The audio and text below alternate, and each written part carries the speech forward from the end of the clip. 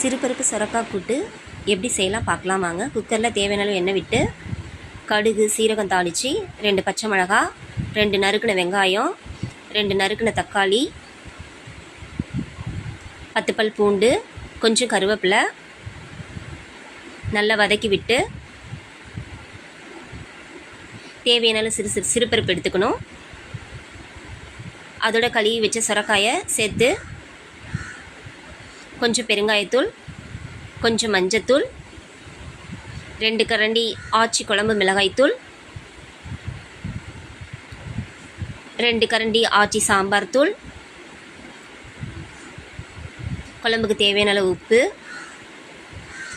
குழம்புக்கு தேவையான அளவு தண்ணீர் விட்டு குக்கர் போட்டு மூடி 5 விசில் வர வரையும் வச்சு ப்ரெஷரை ரிலீஸ் பண்ணி திறந்து பார்த்தோன்னா சுரக்காய் கூட்டு ரெடி. பிடிச்சிருந்தா ஷேர் பண்ணுங்கள், சப்ஸ்கிரைப் பண்ணுங்கள்.